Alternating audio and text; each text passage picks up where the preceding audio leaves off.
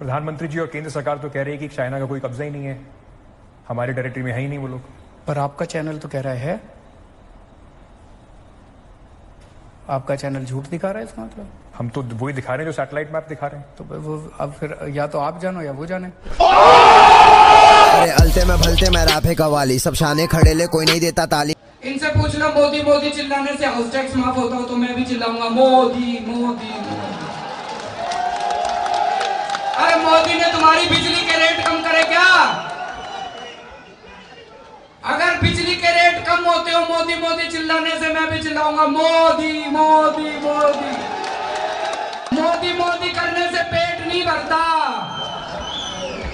पागल हो रहे हैं थोड़े लोग। जेब में था चिल्लर, साथ वाले किल्लर, काम करे कांड वाले लाइव बेड़ा थ्रिलर। अरविंद जी, बड़ा सवाल यह है कि आप कांग्रेस को लेकर बड़े सॉफ्ट हैं इन चुनाव में। आपको नहीं लगता कि राहुल गांधी के रोड शोज के बाद, सोनिया गांधी जी की रैली के बाद कांग्रेस का टेम्पो भी बड़ा है और कहीं उससे आपको नुकसान ना हो जाए, क्योंकि आपका और उनका वोट बैंक सेम है? बिल्कुल 0 सीट आ रही है सर उनकी। में किसी को मैं आने नहीं देता, मेरी सोच है सुलझेली में समझाने नहीं देता। बैराज सर, आपको पाकिस्तानियों की बड़ी प्रॉब्लम पड़ी है, भारत के लोगों की कोई प्रॉब्लम नहीं है। भारत के अंदर इतनी बेरोजगारी है, हिंदुओं की, क्रिश्चियंस की, पारसीज की, सिखों की, उनकी बेरोजगारी सॉल्व हो गई। आप फिर आपसे उनकी बेरोजगारी सॉल्व नहीं हो पा रही, इसलिए आपने जानबूझ के ध्यान भटकाने के लिए किया। आप फिर शाहीन बाग क्यों नहीं गए सर? क्या जरूरत है? शाहीन बाग क्या जरूरत है? मैं आपसे ये पूछ रहा हूँ, आप अपने चैनल के जरिए, एक मिनट, जेएनयू के एक मिनट, छात्र जाते हैं, मैं आपसे पूछ रहा हूँ सर। आज तमाम इंटेलेक्चुअल्स जाते हैं, आप गए थे? मैं क्यों जाऊं? मैं आपसे एक चीज पूछना चाहता हूं। ये नहीं जाएंगे। मेरी बात सुनिए। उन्होंने देश के अंदर बवाल मचाया है, बट शाहीन बाग नहीं। उन्होंने पूरे देश के अंदर जो बवाल खड़ा किया है वो इसलिए खड़ा किया है कि उनसे बेरोजगारी नहीं संभल रही। बट शाहीन बाग, उनके देश के अंदर जो अर्थव्यवस्था का बुरा हाल है, इनकी हिम्मत नहीं है अर्थव्यवस्था के ऊपर बात करने की।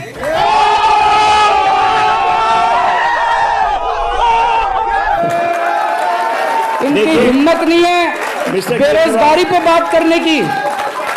वो लोग इतने पावरफुल हैं, इनका चैनल बंद करा देंगे, इसलिए सारा दिन सुबह से शाम तक केवल और केवल हिंदू और मुसलमान, हिंदू मुसलमान। एक मिनट मुझे बोलने दीजिए। अब केवल 24 घंटे हिंदू मुसलमान करते हैं। ये देश सारे धर्मों से बना है, ये देश सारी जातियों से बना है। इस देश के लिए हर व्यक्ति अपनी जान कुर्बान करने के लिए तैयार है, और जो लोग इस देश को बांटने की कोशिश कर रहे हैं, उनके मंसूबे कभी सफल नहीं होंगे। ये देश कैसे आगे बढ़ेगा? ये देश तब आगे बढ़ेगा जब इस देश का हर बच्चा शिक्षित होगा। लेकिन हमारे देश के लोग बहुत महान हैं, वो कभी भी बढ़ने नहीं वाले।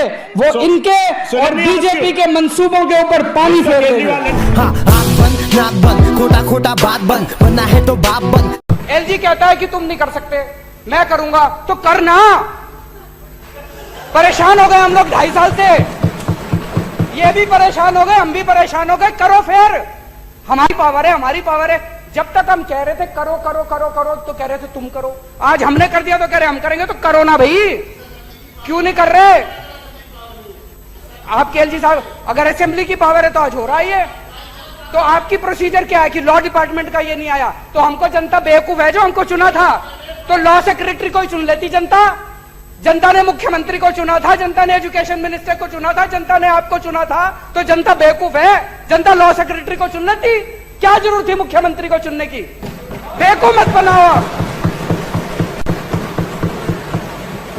आज अगर यहाँ पे जो अभी उप मुख्यमंत्री ने बोला, अगर यहाँ कोई प्राइवेट मेंबर भी बिल पेश कर दे और ये पास हो जाए, कोई नहीं पूछने वाला लॉ सेक्रेटरी को और फलाने ढिमके सेक्रेटरी को। ये सेक्रेटरी चला ले तो ये देश डूबता थोड़ी, हमारी थोड़ी जरूरत पड़ती। ये ब्यूरोक्रेसी से नहीं चलता देश, डेमोक्रेसी से चलता है देश। कड़क बन मत बन तू ढोकला, सिर्फ पटेली तू मारता है अंदर से खोखला। प्रोग्राम देखता नहीं, इंटरेस्टिंग नहीं होते फ्रैंकली। एक बीजेपी का नेता खड़ा होकर कहता है औरतों को 4-4 बच्चे पैदा करने चाहिए। दूसरा नेता कहता है औरतों को 5-5 बच्चे पैदा करने चाहिए।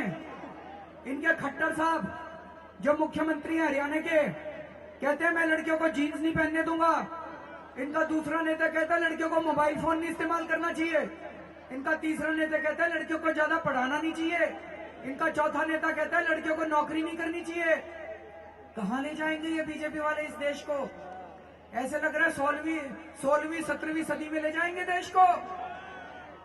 इनका मतलब है सारी औरतों को कमरे में बंद कर दो, बाहर ताला लगा दो, कह दो महिलाएं होगी सुरक्षित। मेहनत करके तेरे भाई ने पूरा ड्रीम बना दिया, अब पिक्चर या सड़कों पे सीन बना दिया।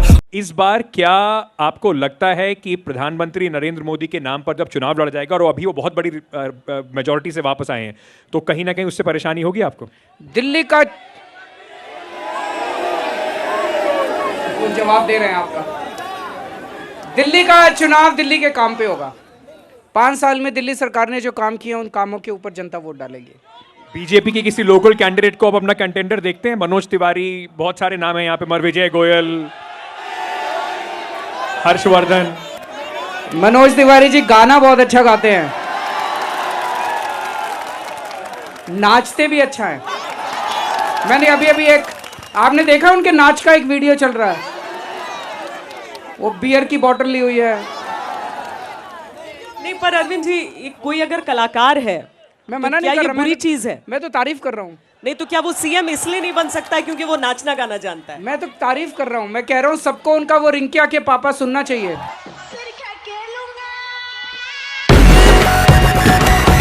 धान का एमएसपी 1868 है।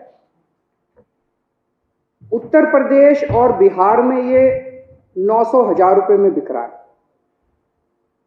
मेरे को बता दो कि पूरे देश में मेरा बिहार और उत्तर प्रदेश का किसान कहां ये फसल बेच के आए कि इसको एमएसपी से ज्यादा दाम मिल जाए।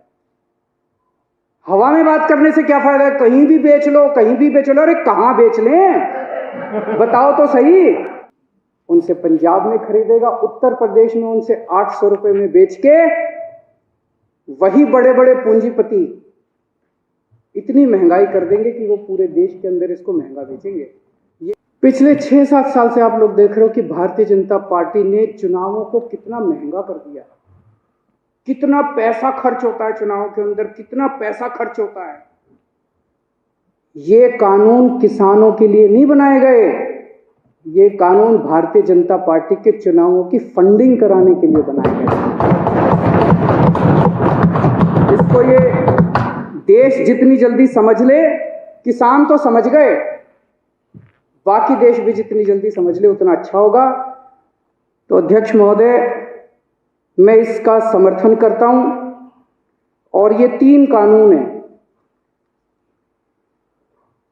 ये तीनों कानूनों को मैं सदन के सामने